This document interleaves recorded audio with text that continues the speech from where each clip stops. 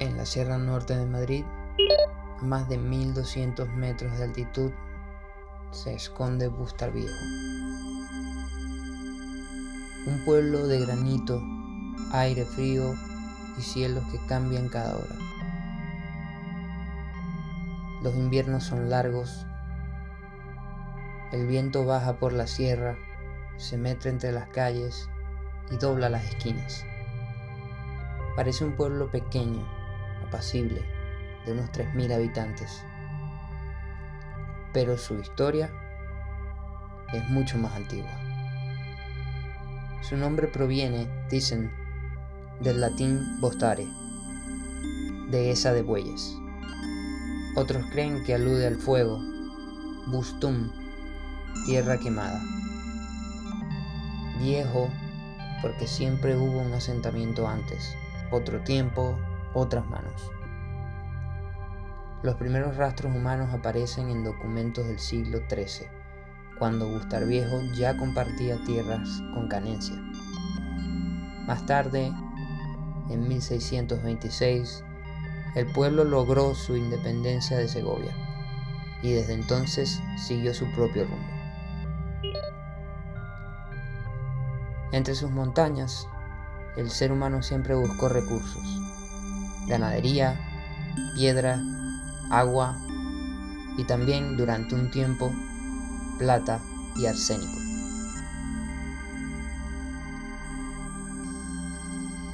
Hoy Bustarviejo conserva su carácter serrano, entre tradición y modernidad. Su joya arquitectónica, la iglesia de la Purísima Concepción, mantiene un ábside románico del siglo XIV, con pinturas medievales que sobrevivieron a guerras y olvidos. En 2022 fue declarada Bien de Interés Patrimonial.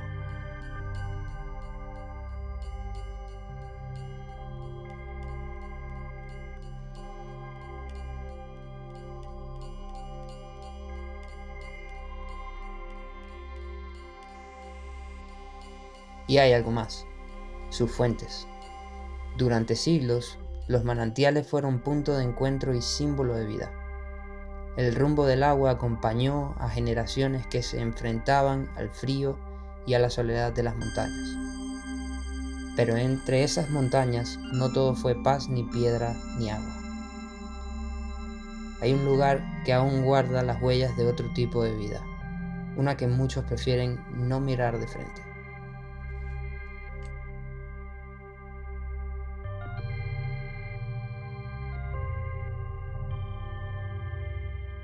Hola chicos, bueno, vengo a hablarles un poquito sobre el pueblo como tal.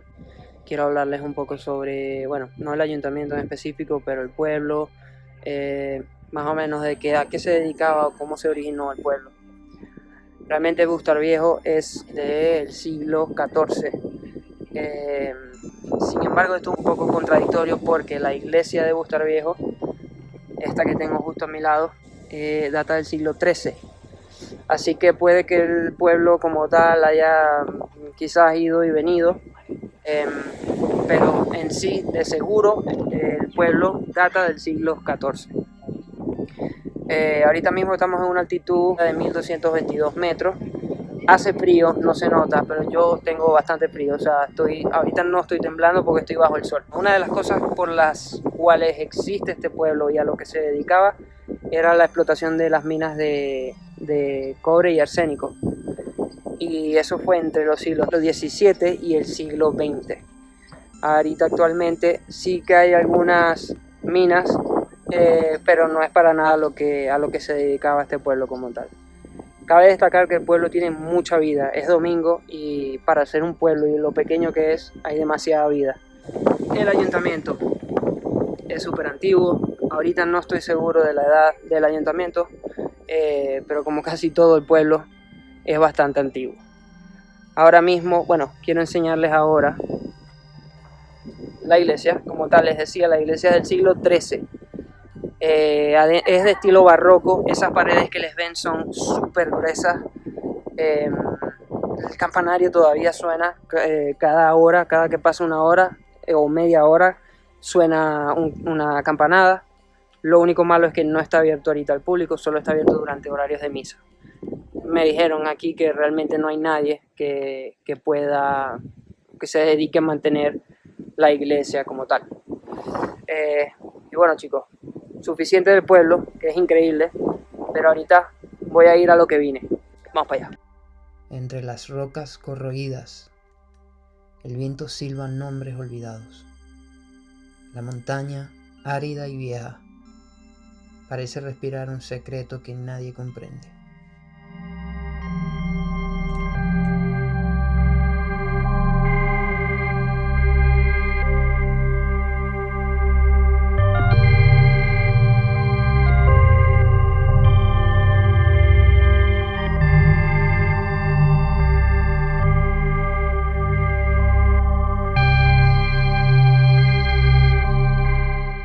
A lo lejos se puede observar el antiguo paso elevado del ferrocarril que conectaba Madrid-Burgos.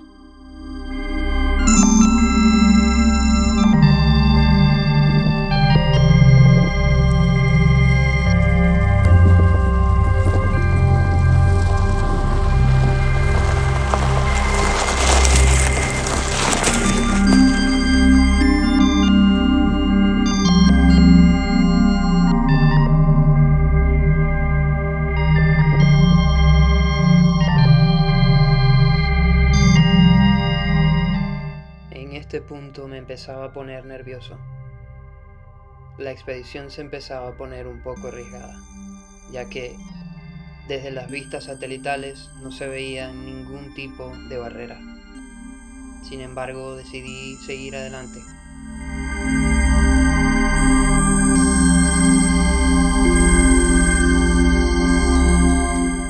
Mientras que la expedición empezó esa misma mañana, lo cierto es que la verdadera expedición había empezado semanas atrás y no estaba dispuesto a darme la vuelta.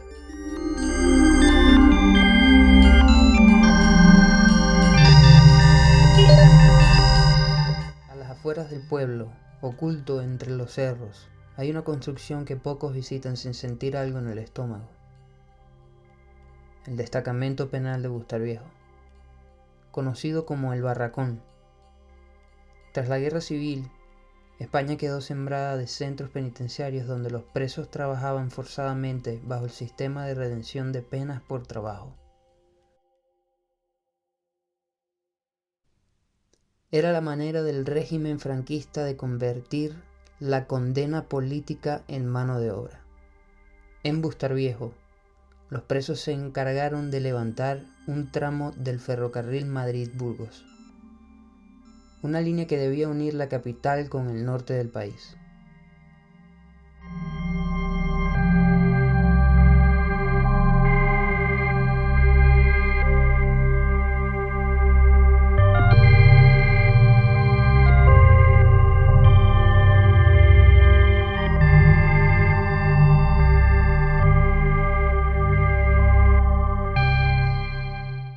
El barracón comenzó a funcionar en noviembre de 1944 y se mantuvo activo hasta 1952. Se calcula que por allí pasaron más de un centenar de prisioneros al año. No eran delincuentes comunes. En su mayoría, eran hombres condenados por sus ideas, por haber estado en el bando republicano o simplemente por no guardar silencio.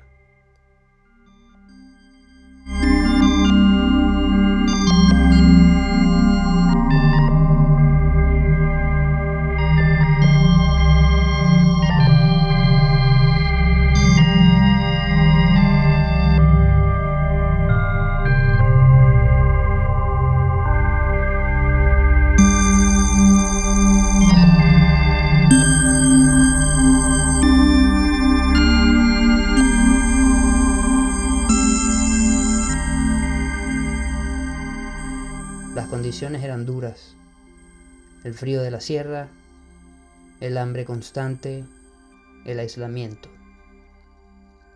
Los presos dormían en literas colectivas, sobre colchones de paja húmeda.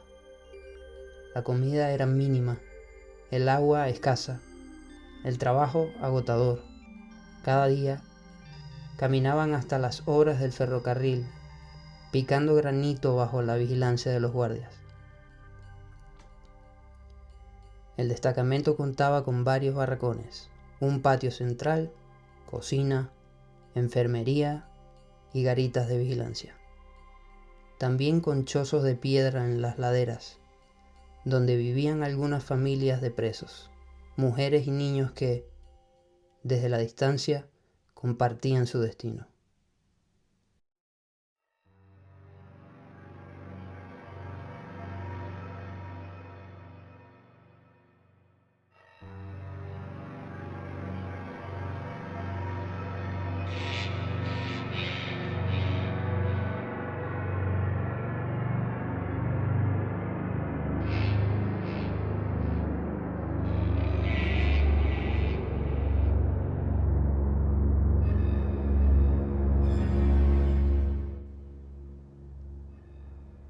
No había alambradas, solo la montaña, inmensa y silenciosa, como frontera natural.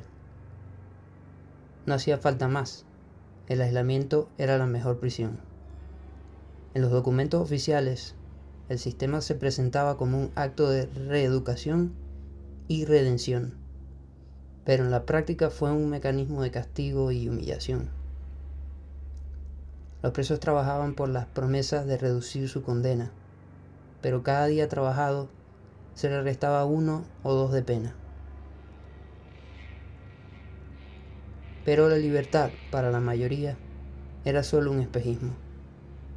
Cuando la línea del ferrocarril se terminó, el destacamento se disolvió. Era 1952. El silencio volvió a cubrir el valle.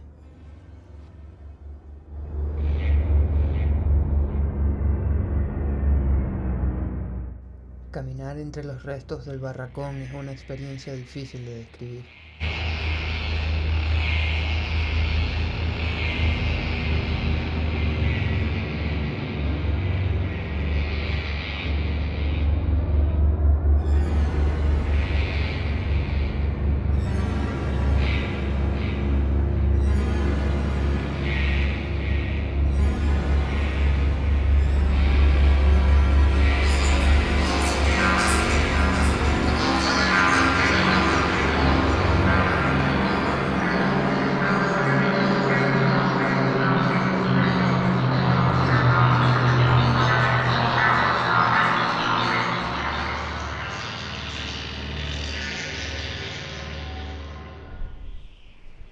No hay música, no hay ruido, solo viento. El mismo viento que silbaba entre los cerros hace 80 años. Al pasar por el patio, uno puede imaginar el recuento diario. En el suelo, las piedras aún marcan los límites del edificio. Las paredes sin pintura muestran inscripciones, nombres, iniciales, números de presos. Los guías te piden que no los toques, que los mires en silencio. A unos metros, los restos del economato y la enfermería recuerdan que, aunque era un campo de trabajo, también fue un lugar de vida y de muerte.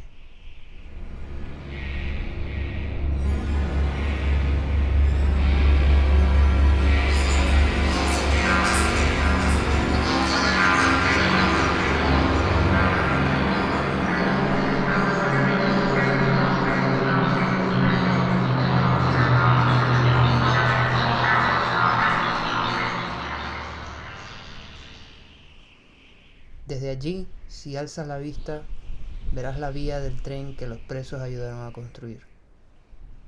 La misma que quedó inutilizada tras el derrumbe del túnel de Somosierra en 2011.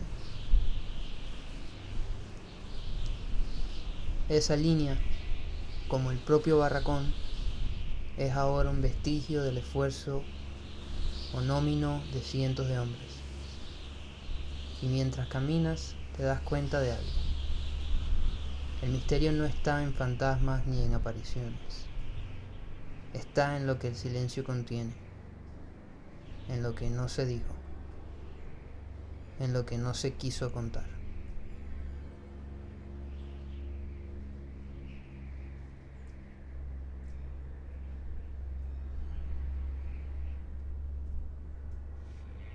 Durante décadas, el barracón fue olvidado. Sus muros se convirtieron en establos, corrales, almacenes. La techumbre se cubrió con uralita, los muros se agrietaron, el polvo se adueñó de todo. Nadie hablaba de su pasado. Era mejor no recordar. Hasta que en 2011 el ayuntamiento de Bustarviejo decidió comenzar a recuperar el lugar. Y en 2015 un grupo de vecinos fundó la Asociación de Memoria Histórica Los Barracones. Desde entonces, cada primer sábado de mes, se organizan visitas guiadas.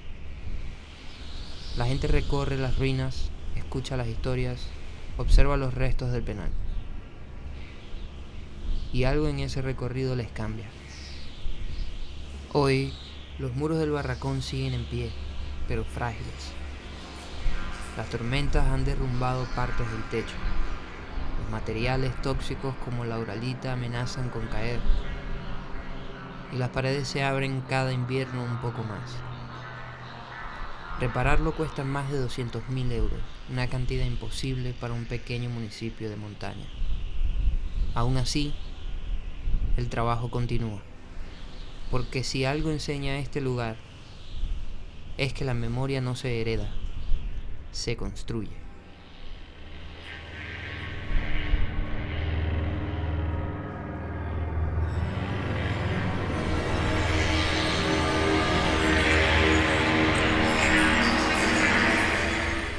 Ya llegados a este punto, solo me quedaba una sola estructura por investigar, pero esta estaba completamente sellada, a excepción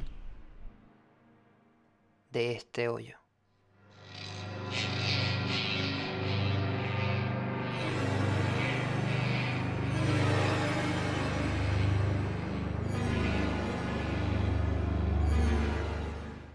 Entré al hoyo con cuidado. La linterna apenas alcanzaba a iluminar las paredes húmedas. El aire olía a tierra vieja, a encierro. Frente a mí, la parte superior parecía cubierta por una compuerta improvisada. Madera hinchada por la humedad, astillada pero firme. Intenté moverla, empujarla, pero nada.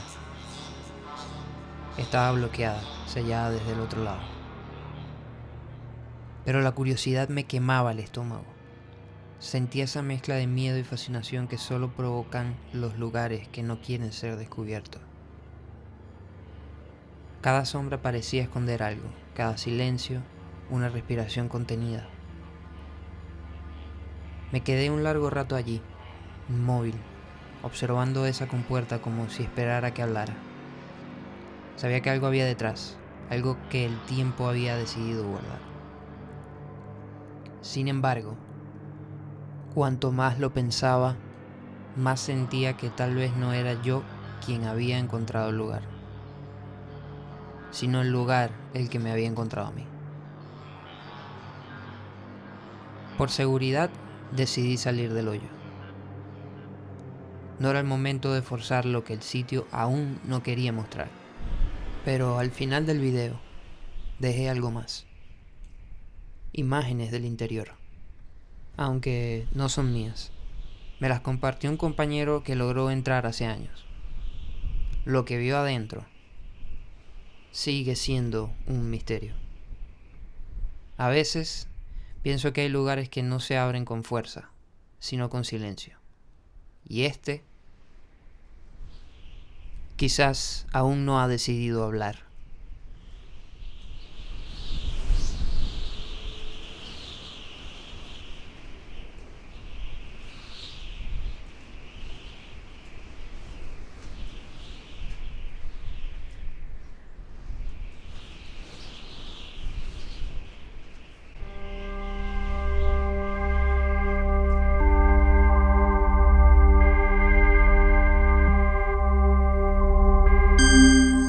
Bueno, mi gente, aquí estoy. Una latica de atún. Ay, ¿sabes qué no me traje? Un cubierto. Es que yo soy el tipo más genial del mundo, brother. Uf, pana.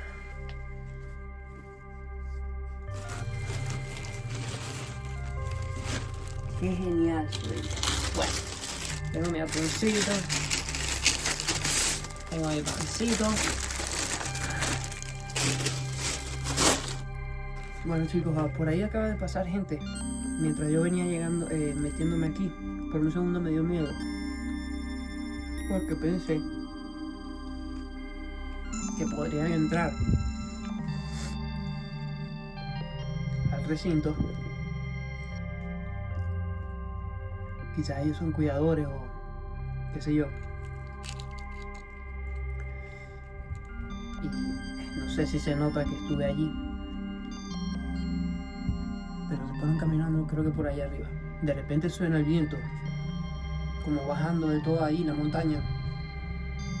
Y parece el motor de un carro.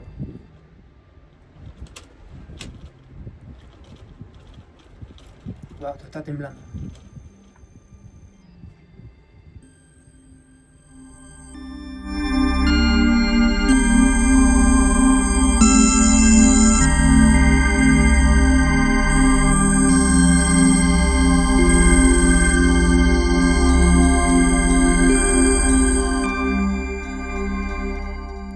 Ya con el estómago lleno, era hora de continuar con la expedición.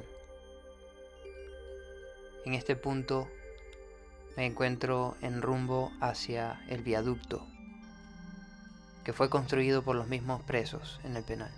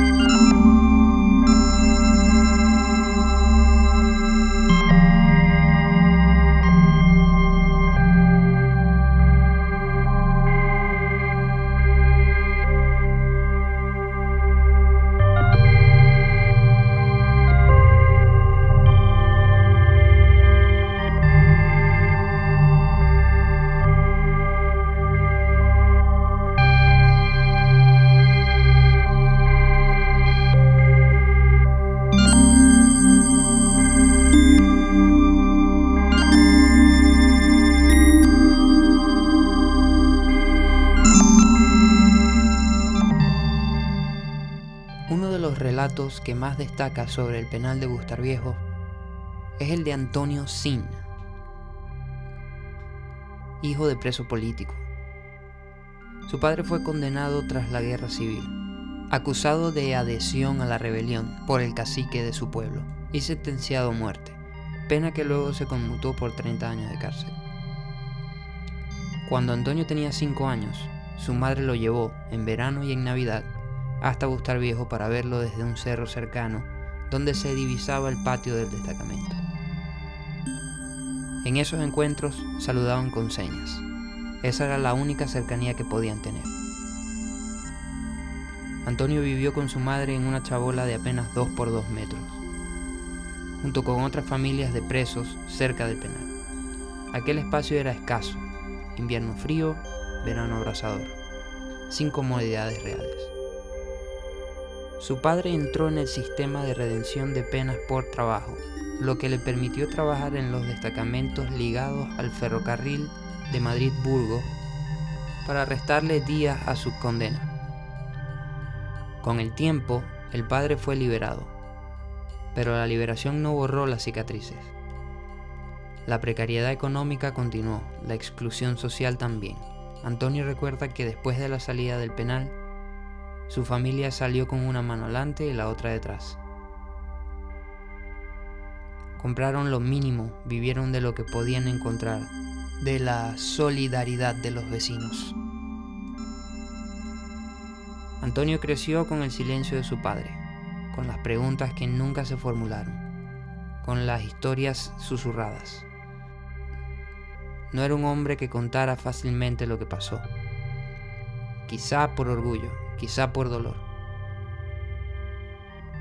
Antonio dice que él mismo tuvo que reconstruir mucho de lo que luego escuchó de boca de otros, de los recuerdos de vecinos, de su madre, de lo que había quedado grabado en las paredes, chimeneas del destacamento y en los relatos del pueblo.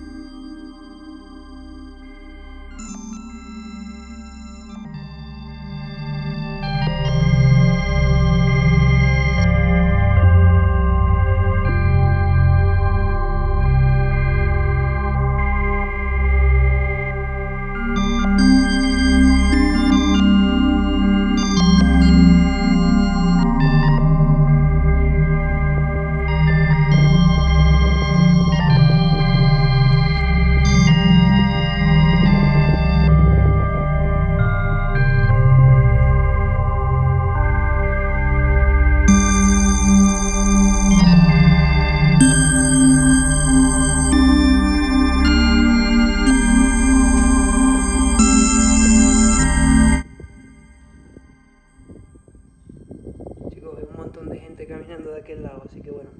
Los presos construyeron 2 túneles, un viaducto y una estación de tren en las afueras del pueblo.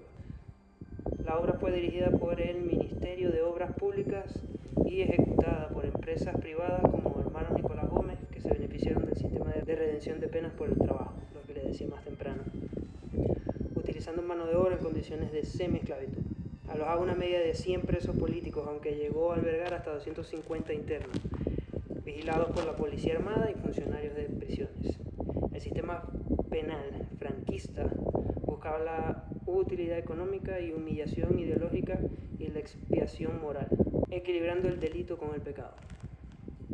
El destacamento penal de Bustarviejo, conocido localmente como Los Barracones, fue un campo de trabajo forzado del régimen franquista activo entre 1944 y 1952, ubicado a 1.5 kilómetros del núcleo urbano de Bustarviejo, en plena sierra de Guadarrama.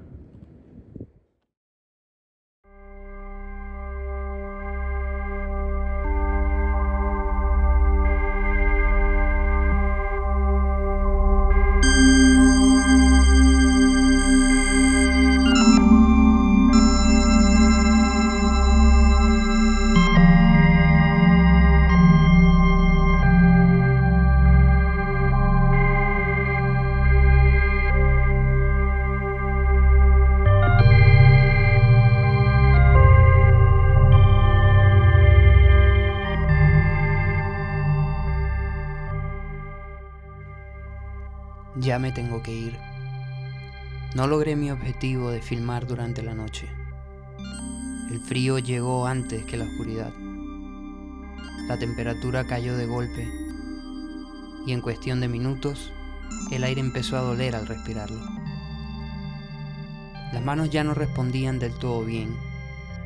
La cámara pesaba más y cada sonido en el monte parecía venir de demasiado cerca. El silencio se volvió espeso, casi sólido. No era un silencio tranquilo, era uno que se siente en el pecho, que te observa. Y entonces entendí que el lugar no quería ser grabado hoy. Había algo en el aire, difícil de explicar. Una mezcla de respeto y advertencia, como si la sierra entera me estuviera diciendo que era hora de marcharme. Así que guardé la cámara, y mientras me alejaba sentí que el viento cambió de dirección, como si el sitio, por fin, pudiera volver a respirar cuando me fui.